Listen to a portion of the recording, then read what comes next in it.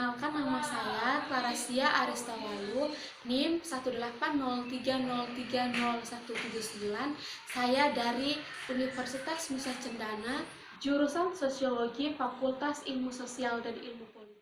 Baik, di video kali ini saya akan membuat video parodi yang menjelaskan tentang penulisan metode penelitian kualitatif. Oke, baik, kita langsung saja ke videonya.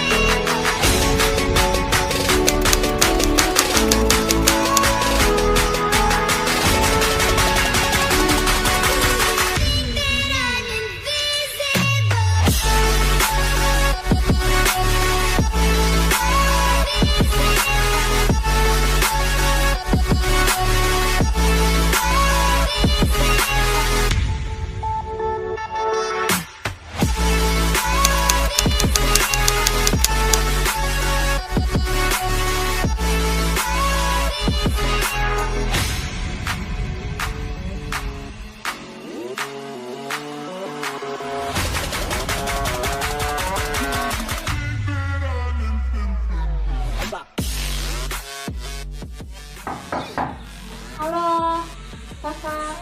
Ada bikin apa nih kesibuk mati nih? Proposal kok kakak? Nih kesibuk. Awi, mari kakak, mari masuk.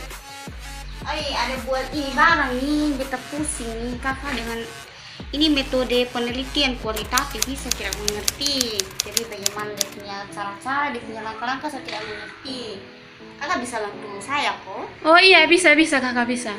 Penulisannya, dia punya urutannya bagaimana, saya tidak mengerti.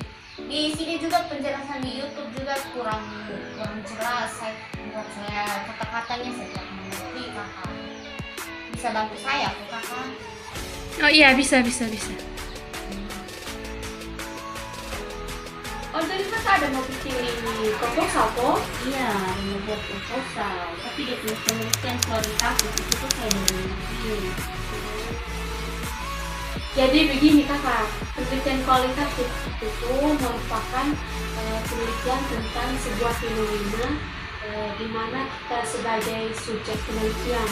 Nah, misalnya perilaku seseorang, ataupun persepsi, atau motivasi, ataupun tindakan seseorang gitu. Nah, dengan cara kita tuh mendeskripsi dalam bentuk kata-kata ataupun dalam bahasa pada satu konteks khusus yang alamiah dan dengan memanfaatkan berbagai metode alamiah. Nah, jadi itu secara singkat dan padat itu merupakan penelitian kualitatif itu merupakan penelitian tentang sebuah fenomena di mana kita sendiri sebagai subjek peneliti. Nah, ini merupakan instrumen utama.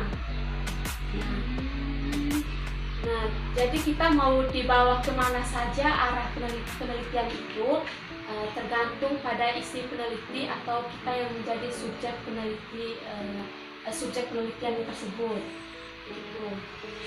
Nah, di dalam penelitian kualitatif itu ada berbagai atau ada macam-macam yang masuk di dalamnya, seperti yang pertama itu fenomenologi. Nah, fenomenologi ini biasanya berkaitan dengan fenomena tertentu yang ingin kita kaji. Nah, misalkan fenomena tentang ketahanan masyarakat tertentu yang berkaitan dengan judul proposal kakak gitu. Nah, yang kedua itu etnografi. Nah, etnografi ini biasanya berkaitan dengan struktur bahasa budaya. Jadi sangat-sangat berkaitan dengan bahasa-bahasa dalam suatu budaya. Ketiga itu ada penelitian tentang studi kasus. Nah, studi kasus itu sendiri, di sini kita bisa meneliti kasus-kasus tertentu yang masuk di dalam penelitian kualitatif. Nah, ada banyak hal ataupun kasus-kasus yang bisa kita teliti di dalam masyarakat. Lalu yang keempat ada metode teori dasar. Nah, metode teori dasar ini biasanya metode teori dasar itu sangat-sangat mendalam. Jadi kalau ingin melakukan penelitian kualitatif, biasanya melakukan data yang sangat-sangat mendalam di sebuah masalah sosial yang terjadi di masyarakat seperti itu. Lalu yang berikut ada metode historis. Nah, ini juga termasuk di dalam macam-macam penelitian kualitatif, di mana pendekatan ini berkaitan dengan sejarah, lalu kemudian mungkin bukti sejarah seperti artefak atau dokumen-dokumen sejarah. Berikut ada ciri-ciri penelitian kualitatif. Jadi kamu tuh harus tahu dulu ciri-ciri penelitian kualitatif itu seperti apa. Baru kita bisa ambil dari metode tadi jenis-jenis yang ada ciri-cirinya gimana? Jadi ciri-ciri yang pertama itu harus menggunakan pola berpikir induktif, empiris, rasional atau bottom up. Nah, ini tuh artinya biasanya penelitian kualitatif ini mengkaji fenomena khusus yang kemudian ditarik ke umum, dari khusus ke umum. Berikut ada partisipan sangat diutamakan dan dihargai tinggi. Artinya tuh jadi di sini biasanya penelitian kualitatif ini banyak menggunakan partisipan manusia atau partisipasi manusia sebagai objek penelitian kita. Keterlibatan. Misalkan di sini kita tuh harus menjunjung tinggi yang namanya kode etik penelitian, apalagi yang menyangkut dengan partisipan atau narasumber dalam sebuah penelitian tadi. Lalu yang berikut ada rancangan penelitian tidak baku, bersifat dinamis serta bisa berkembang. Nah, ini itu karena penelitian ini bersifat meneliti seberapa dalam analisis dalam mengkaji sebuah fenomena.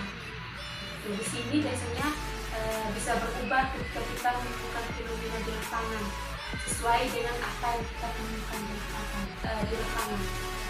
Tujuan penelitian kualitatif adalah memahami, mencari makna di balik data. Jadi memang penelitian kualitatif itu ditekankan ke dalam kedalaman analisis kita terhadap suatu fenomena masalah sosial yang terjadi di dalam masyarakat. Dan ciri yang kelima, subjek yang diteliti, data dan sumber data serta alat pengumpulan data bisa berubah-ubah sesuai dengan kebutuhan. Misalkan perlu untuk wawancara untuk mendapatkan informasi tertentu. Lalu yang berikut, data dikumpulkan atas dasar prinsip fenomenologis. Jadi perlu digarisbawahi, penelitian kualitatif itu didasarkan atas realitas sosial. Seperti yang tadi yang sudah saya jelaskan, harus sesuai realita sesuai kenyataan yang ada di dalam tersebut. Peneliti adalah alat pengumpul data. Kita sebagai subjek peneliti itu mempunyai peranan yang sangat penting. Lalu yang berikut ada analisis data yang merupakan selangkah penelitian langsung. Jadi di penelitian kualitatif ini ada cara menulisannya. Kita harus merumuskan masalah atau topik yang akan ditulis atas dasar realitas. Yang kedua, kita harus mengumpulkan data di lapangan. Seperti yang tadi sudah saya jelaskan, lalu menganalisis data. Nah, tingkat kedalaman meneliti menganalisis data itu juga tergantung pada bagaimana cara kita menganalisis data yang didapatkan. Nah, biasanya tuh peneliti dikaitkan dengan teori-teori yang berhubungan atau yang relevan. Analisis ini menggunakan bagaimana data-data yang didaftarkan di rekaman, kemudian diolah dan disajikan, dan pada akhirnya menghasilkan solusi dari sebuah permasalahan atau konflik yang kita temukan. Gitu. Lalu yang berikut merumuskan hasil penelitian. Nah, ketika kita mulai menganalisis data, akan muncul tanda-tanda dan hasil penelitian atau solusi-solusi yang biasanya muncul dari permasalahan. Yang berikut menyusun rekomendasi.